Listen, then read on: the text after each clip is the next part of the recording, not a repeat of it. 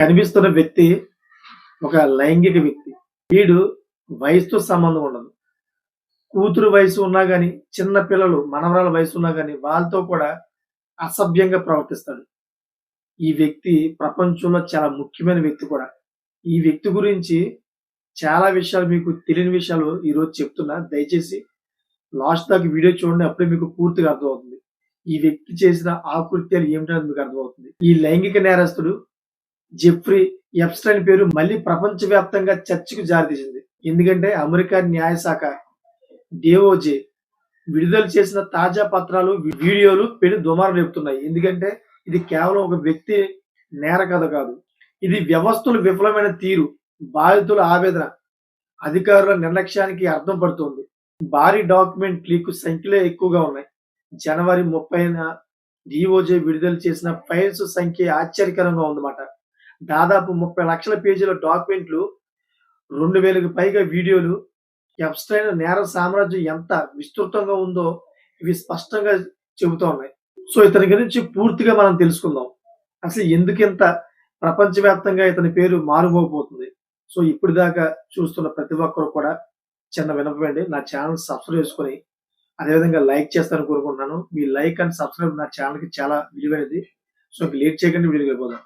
ఇన్ని ఏళ్లుగా దాచిన నిజాలు ఇప్పుడు ఒక్కసారిగా బయటపడడం ప్రపంచాన్ని షాక్ గురి చేస్తుంది. కిచెన్ వీడియో అత్యంత కలచివేసే దృశ్యం ఒకటి కనిపిస్తోంది. తాజాగా బయటికి వచ్చిన వీడియోలో ఒకటి అత్యంత భయంకరమైనది ఒకటి.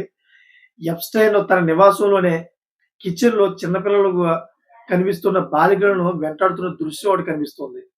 అయితే బాలికల ముఖాలు రెడ్ కార్ట్ చేసినప్పటికీ ఆ వీడియోలోని కదలికలు ప్రపంచవ్యాప్తంగా అతని పైశాచికత్వాన్ని స్పష్టంగా చూపిస్తున్నాయన్నమాట. ఇది సాధారణ వీడియో కాదు, ఇది మానవత్వాన్ని కుదిపేసే ఆధారం అని విశ్లేషకులు కూడా చాలా మంది అంటూ ఉన్నారు. డాన్స్ వీడియో మరింత ఆగ్రహం చూపిస్తుంది అన్నమాట. మరో వీడియోలో ఎప్స్టైన్ ఒక బాలికతో డాన్స్ చేస్తూ కనిపించడం మరింత కలకలం చూపిస్తుంది. ఆ బాలిక వయసు అధికారికంగా వెల్లడించలేదు. సో ఆమె మైనర్ అయ్యే అవకాశం ఉందని అనుమానం కూడా వ్యక్తం చేస్తున్నారు. ఆగ్రహానికి గురువు అవుతున్నారు చూసిన వాళ్ళు ప్రతి ఒక్కరు కూడా. సోషల్ మీడియాలో నెటిజన్లు మండిపడుతున్నారు. ఇది వినోదం కాదు, ఇది నేరానికి ముందు ఒక దశ అంటూ విమర్శలు వెల్లువెత్తుతున్నాయి అతని మీద. సొంత కిచెన్ లోనే చిన్నపిల్లలను వెంటాడడం అనేది వింత కాదు, అది క్రూరమైన నేర ప్రవృత్తి. ఇలాంటి వ్యక్తిని ఇంతకాలం ఎలా వదిలేశారని చెప్పేసి ఒక పెద్ద ప్రశ్న. అధికారులు ఎవరి ఒత్తిడికి లొంగారు? ఈ ప్రశ్నలు సోషల్ మీడియాలో మంటలు రేపుస్తున్నాయన్నమాట. గోప్యత విఫలం, బాధితుల రెండోసారి గాయం, దర్యాప్తు సంస్థల ప్రథమ బాధ్యత బాధితుల గోప్యతను కాపాడడం.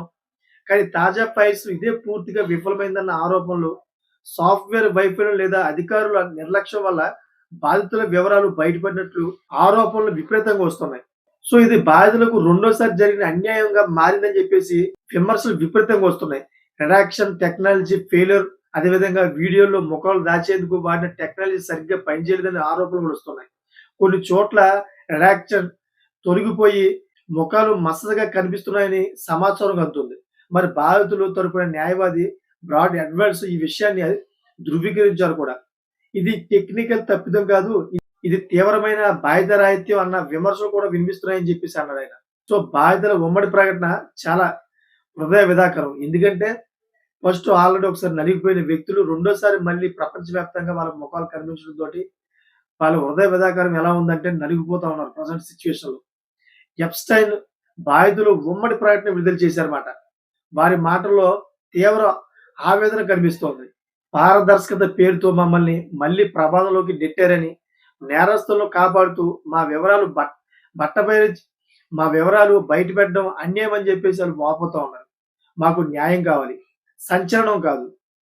టాడ్ బ్లాంచే ప్రకటన ఎలా ఉందంటే మాటలకు పనులకు తేడా ఉంది. డిప్యూటీ అటార్నీ జనరల్ టాడ్ బ్లాంచే బాధితుల భద్రతపై తాము శ్రద్ధ తీసుకున్నామని చెప్పారు.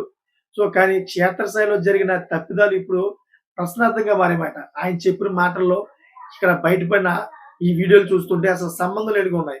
మాటలో రక్షణ, ఫలితాల్లో విఫలం, అన్ని విమర్శలు వినిపిస్తున్నాయన్నమాట. మాటల రక్షణ, ఫలితాల్లో విఫలం అన్న విమర్శలు విపరీతంగా వినిపిస్తున్నాయి. ప్రజల్లో అసహనం, వ్యవస్థపై నమ్మకం అసలు లేనిట్లుగా కనిపిస్తుంది. సో బాధితులను కాపాడవలసిన సాఫ్ట్వేర్ నే నిందితంగా మారడం ఒక ప్రశ్నగా మారింది. DOJపై ప్రజల్లో తీవ్ర అసహనం మొదలైంది. ఇలాంటి కేసుల్లో టెక్నాలజీపై ఆధారపడడం ఎంతవరకు సురక్షితం అన్న చర్చ కూడా మొదలైంది. న్యాయ వ్యవస్థపై నమ్మకం దెబ్బతినే ప్రమాదం ఉందని. అంతేకాకుండా ఇది కేవలం ఎప్‌స్టైన్ కథ కాదు. ఇది ఒక వ్యక్తి నేరగాథ మాత్రమే కాదు. ఇది అధికార వ్యవస్థల వైఫల్యం, అదేవిధంగా ధనవంతుల, ప్రభావవంతుల చుట్టూ తిరిగే రక్షక కవచం లాంటిదని చెప్పేసి ఆరోపణలు వెల్లువెత్తుతున్నాయి. సో నిశ్శబ్దంగా నలిగిపోయిన బాధితుల కథ ఇది. ఇక ముందేంటి? ఈ డాక్యుమెంట్‌పై మరింత దర్యాప్తు అవసరం. చాలా అవసరం. బాధితులకు పూర్తి భద్రత కల్పించాల్సిన అవసరం కూడా ఉంది. బాధ్యత బాధ్యత వహించాల్సిన అధికారులపై చర్యలు తీసుకోవాలి కూడా. పారదర్శకత పేరుతో మరోసారి బాధితులను గాయపరచకూడదని చాలా మంది విమర్శిస్తున్నారు. సో నిజాలు బయటికి రావాలి, కానీ అది కూడా బాధితుల గౌరవంతో. న్యాయం జరగాలి, కానీ సంచలనం కోసం కాదు. ఎన్‌స్ట్రైప్ చీకటి సామ్రాజ్యాన్ని కూలిన బాధితుల బాధ మాత్రం ఇంకా ముగియలేదు. ఆళ్ళు ఇప్పుడు కూడా ఆ దుఃఖంతోటే చితికిపోతా ఉన్నారు. సో ఇదంతా మీకు నచ్చినట్లయితే గనక ఇంకో 10 మందికి షేర్ చేసి, ఇది ఒక వ్యక్తిగత సమాచారం. డబ్బు ఉన్నవాళ్ళు, ధనం ఉన్నవాళ్ళు వారి యొక్క రక్షక కవచం లాంటి ఒక సన్నివేశంతో కూడిన ఈ వీడియో చేశాను. ఇంకో 10 మందికి షేర్ చేసి తెలియపరుస్తారని కోరుకుంటున్నాను. Thank for watching friends.